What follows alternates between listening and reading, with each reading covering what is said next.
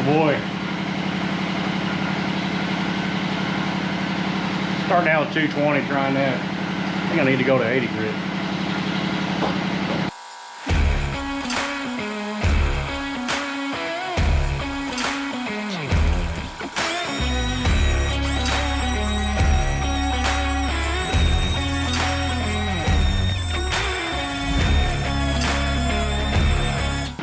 That's a little better. I think we can do that. Got all the rust knocked off that door. A little bit on the cowl panel there. Taped off. We're just going to spray it with some red oxide to get it under some kind of paint. And I'm not going to fix the rust hole in the cab corner of the door just yet. We're going to wait on that. Just putting primer on, we can just grind right through that when we go to do all that. No big deal. So I'm going to get to spritz some little bit of paint on this thing.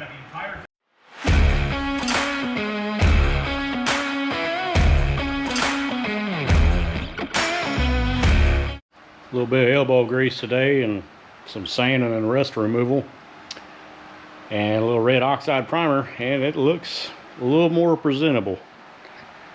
And I would start on the driver's side, but I ran out of primer. Barely had enough to get this covered.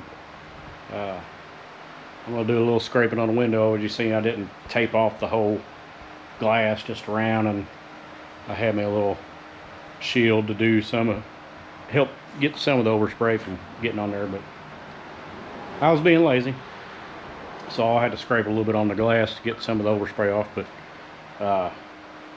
I'll get to the store and we'll get some more primer. It's just spray bomb for now. I'll probably end up sanding most of this back off. It's just the first layer to keep it looking a little bit better. But compare that side compared to this side, that other side looks so much better. Anyway, I'll get back to it. Well, the time has finally came where Fred is going to be my daily driver. You notice I got the other door sanded and primed, and I bought the wrong color primer again. It's close enough, good enough for us. I took my Gladiator and turned it in yesterday for the lease was up, and turned it in, and people are just at the dealer, just their minds are blown that I'm turning it back in and I'm not buying anything else. Well, money's tight. So anyway, got that turned in, went to license branch and transferred the plates from that to this. Got all the title stuff done, so he is legal. And had to turn back around once we got home, and I had to go back to town on the other side of town, which is like 30 miles, all the way through the middle of town, stoplight. I drove Fred. So I had to go to the clinic to get released to go back to work in a few days for my surgery, and drove all the way down there, did all the paperwork, sit and waited. 45 minutes goes by, they call me up and say, oh, we can't do it today because your release date isn't until 3 more days. So technically we can't do it until that day. And it was on the paperwork that we sent them and they read. So I have to go back down there Monday morning before work and get checked out by the doctor to be released for work. Anyway, that being said, I drove this down there. Fred did great. He doesn't like highway speeds. We were keeping up with traffic at 60 with no overdrive. It's in the 350 rear end gear. It's screaming a little bit. I don't know the RPMs. I never put a tack in. I don't have one sitting around, I don't believe. Anyway, did great. Put a little more splash of fuel in it. This fuel filler does great. It's amazing to not have to deal with that. I did notice one thing on the ride there and back. I have a little bit of clunking in the front end, and further inspection, it is the passenger side radius arm bushing. I kind of knew that's what it sounded like. And lucky enough, somebody has changed the driver's side at one point, and I found new old stock radius arm bushings still in the bag in the truck whenever we got the truck. So I'm gonna have to bust them off, take that nut off radius arm. And if you've ever done one on these, it's kind of a pain because you can't really take the radius arm off, and the bracket that goes to the frame is riveted on. Now you can spend a lot of time trying to cut the rivets out and do all that. There's another way. I'll show you when we get to it. And I did a few other things this morning on this truck. Kind of doing a once over after driving it that far. I did notice my axle seal leaking yet again after we put new ones in it. This driver's side was leaking. The back side of the tire was coated. I smelled it when I got home from my long drive. And this is the side I put the Chinese bearing and seal in. So I took it apart, and it's not leaking around the outside of the seal. It's leaking the inside where it goes to the axle. Anyway, I took it apart and inspected, cleaned everything, put it back together, and that's why I have it jacked up on this side to let all the oil run to the other side, so when you take the axle out, it ain't puking oil everywhere. And I'm letting it sit this way for a couple hours. I put some RTV around the outside of the seal into the housing just to secure it in there a little bit better. Just, I don't know, I already put some on there, but I put more. We're gonna cross our fingers that it slows the leak down. I doubt it. But adjusted the hood a little bit better to make it shut, or it shuts good, but it's always been humped up right here a little bit more than the cowl. So I got in here, adjusted. There's 3 bolts in it, and you can adjust the way that it sits, and I had to adjust it away from the cowl. It was a little bit too close. Not that I'm worried about body alignment so much, just something to help please my eye a little bit. I hate looking at it sitting in the driveway or whatever, and then the door gap's a little bit much on this side, but it's not bad. But I just hate seeing misalignment. That's real bad. This door is driving me insane. That seal is so stiff and thick that I can't get the door to shut any. Maybe a little bit further. I might be able to adjust that striker and get another 1/16 of an inch out or something, but that's driving me insane. Passenger side does great, but other than that, this truck's doing great.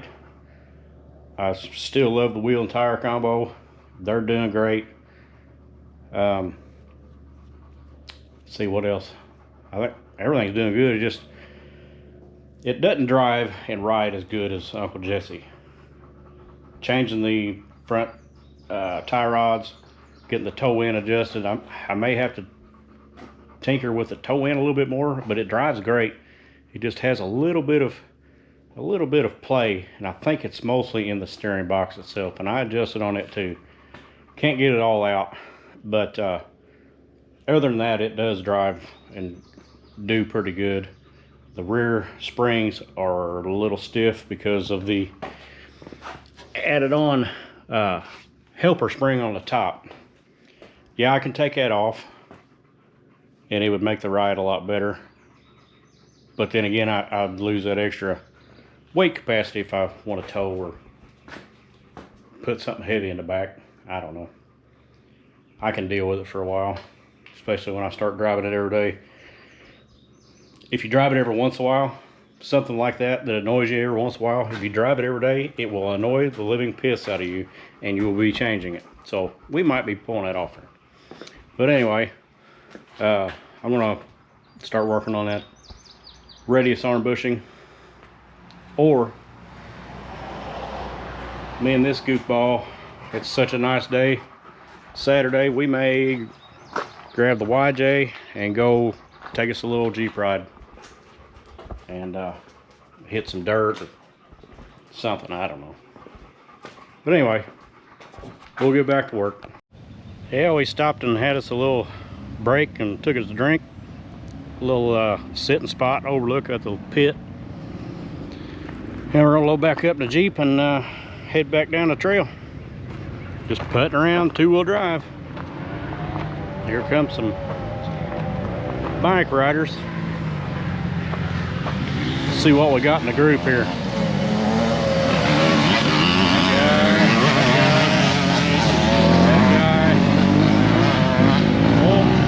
Got us a four-wheeler. Another motorcycle.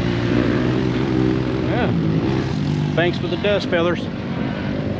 Alright. Get old Hoss loaded up here. Got back from our Jeep ride. Start working on Harry, or I said Harry. Start working on Fred. I got the front end jacked up. Got the Jeep sitting down here with the winch line ran to it. Down to the axle. I jacked up on the other driver's side axle to get it up off the ground. Let's walk around the safe way instead of over the winch line. I busted the hardware off here, and I had to take the shock off because I'm pulling the front end with the Jeep out that way so we can get the stud out of the mount, and the shock was binding up on the bump stop, so I had to take it out so I didn't damage it. And then I had to put my come along on it because once this comes out, it drops down out of the mount real bad. So that's why I've got that on there. I'm in the process of put the new bushing on and put anti-seize on it. Got the come along pulling it up, and then Walmart showed up with our grocery order, so I had to stop. But you got to watch the brake line. It gets kind of tight. It's real close to almost need to take it out of the mount to get some room, but it'll make it. So I'm gonna fight with this for a minute, and I'll bring you back in whenever I get to another point. I can show you what's going on. It's hard to film and set this up and watch me fiddle around with it, so just hang out. Yeah, it's a mess. I've got a safety chain around from the frame to the radius arm to keep, if it falls off the jack, I have to jack it up to get it in line, and then I had to put my come along off of here onto the other radius arm over to this one because it was outside of the hole here, so I had to force it in.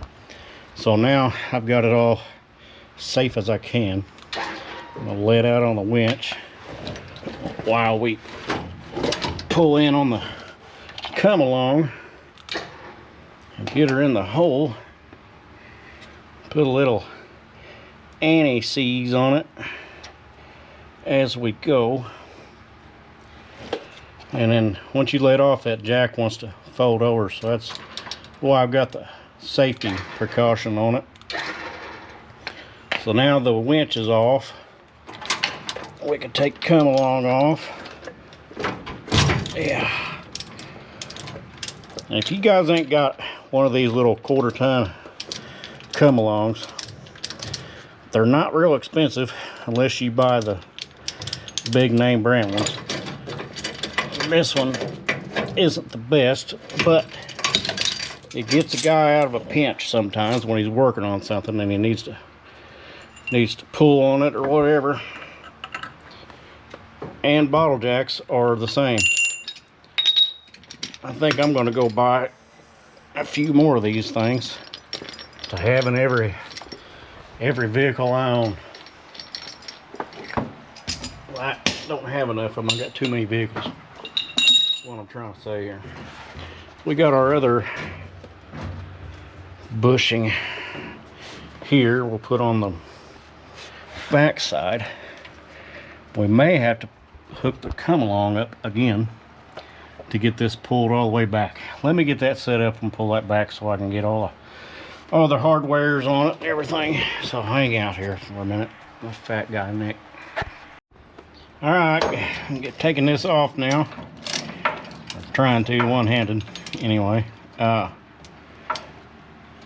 my bolt on. I had to lower the jack down a little bit because my bolt on the end of the radius arm was kicked up this way and I couldn't get the magic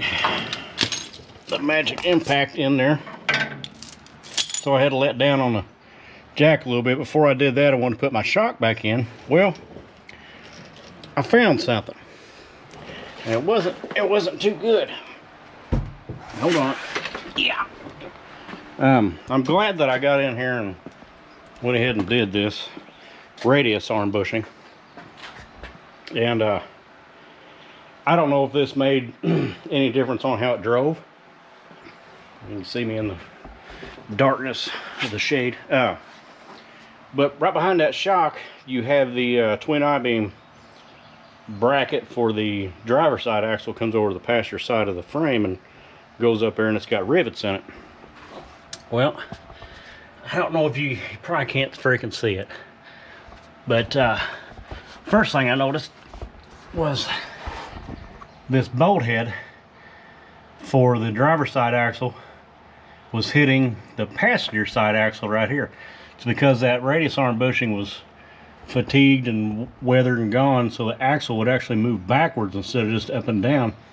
So whenever you'd hit a bump with this passenger side tire, it'd push the axle up and back, and that's the clanking I was hearing. And it even wore a little bit of a groove in here. Now this has probably been happening ever since way before I got it, and it's no big deal. It happens. I'm replacing the bushing. But if you look right back here, this bracket for the twin I-beam comes up, rivets right here. It also has two rivets in the frame right back here. Both of those rivets were MIA, gone. It looked like they'd been that way for a while because there was dirt in them, and the holes ain't like they just popped off recently. But I put two bolts in it, and it's kind of hard to get to the back side. You got to get behind the motor mount and the cross member and all that. But I put some bolts, two bolts in it, got in there, and it was a bear to tighten them down. But I can feel it pulled that bracket to the frame, so that doesn't help with any of your alignment and keeping the axle centered up there. So better check the driver's side and make sure it's all still intact. But I think we're ready to put this jack down now. See if we hear any loud noises. Oh, nope. Everything sounds good. Yeah. Let's see. You don't want to look at me. I wonder how much room. There ain't much room in between there, regardless of the radius arm bushing. Let me get in here with a light, see if I can see anything else going on, and I'll catch you back up here in a second. Got down there with the old light stick, and everything clears. You know, ooh, almost took my brain out. Wow. But show you what, that's the end of the bolt. That shiny piece is what was hitting the back side of the axle. I don't know if you guys can see that axle I-beam has got a notch in it where the bolt's been rubbing on it for a long time.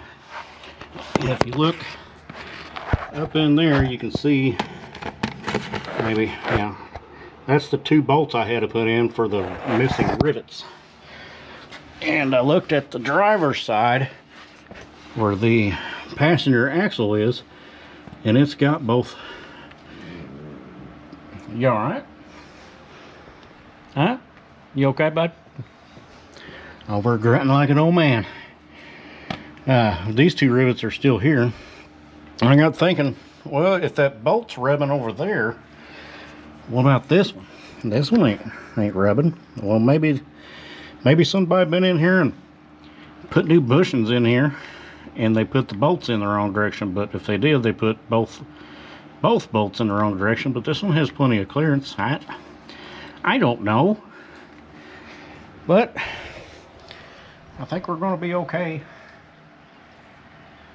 I might sweat to death and get totally dirty and nasty on this floor. Anyway, I think we're going to be alright. That's what I'm trying to say. Ranger, you going to help me get up?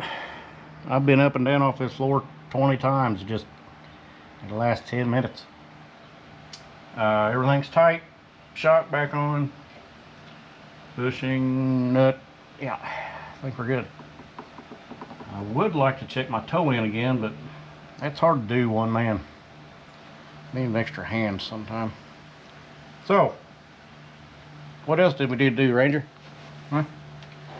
Pick up our tools.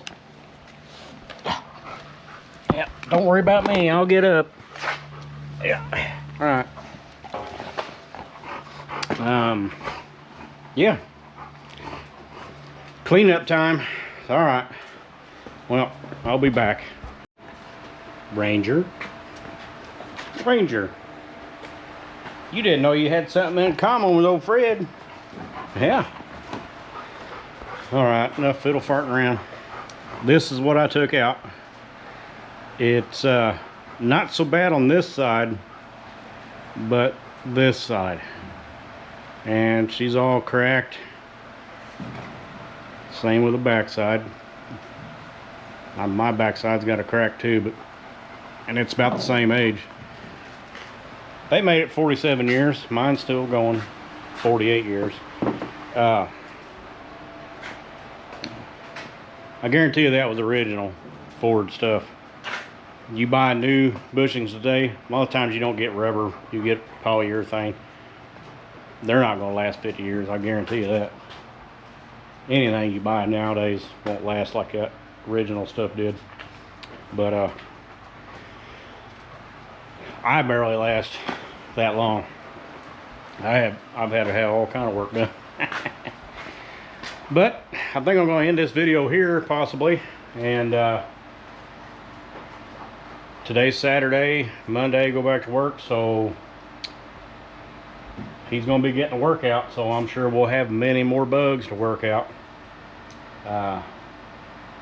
One other thing I have done the last couple times I've drove it is adjust on the modulator valve on the transmission. Because when you go to take off, it shifts out of first into second like 15 mile an hour. You boom, you're in second, and then all of a sudden boom, you're third. So pull the line off. They have a little screw inside of them things. If you guys have ever messed with one of them, I may have one for a display. But when I took that, it's a vacuum hose, comes off the engine, goes back there to that modulator valve on the back of the transmission. And when I took that line off, that hose, it had water in it. I don't know how the water got in there, but I had to get all that out of there. But this is your modulator valve. Some of them screw in, some of them push in, and they got a retainer. This one to the push-in style has an O-ring on it. Regardless, they're all made this way. Well, I'm not going to say all of them, but your older transmissions, where your vacuum hose goes on that nipple right there. Down inside there's a little flathead screw that you can tighten. You can tighten that screw in, and it will change your shift points. You don't want to turn it in very far. I just turned mine half or 3/4 of a turn to start with to try it out, and it made a difference. After I drove it a couple times, I just felt it needed more. Well, there it is. Looking for my rag. And so I took it back off yesterday and turned it in another half turn probably, and it made even more of a difference. But they say not to turn it in more than a turn and a half at the beginning, because you could damage the diaphragm in there. It's got a spring diaphragm on it. Magical stuff. Anyway, I've probably turned it a full turn, maybe a turn and a quarter now, and it's shifting better, especially when you get on it. It'll lengthen your shift points out a little bit. But other than that, it's doing good. We do need to take it for a test drive, make sure the front end's doing all its things properly, and then we'll come back and assess it and see what else we need to do. But thanks for watching. Like, subscribe, comment, hit the hype button, talk to me, tell me how dumb I am, something. Reach out to me, and I'll do the same. I'll be nice. Even if you want to call me stupid, I'll be nice. I enjoy people commenting on stuff, so just give me a little reaction. We'll catch you guys on the next one.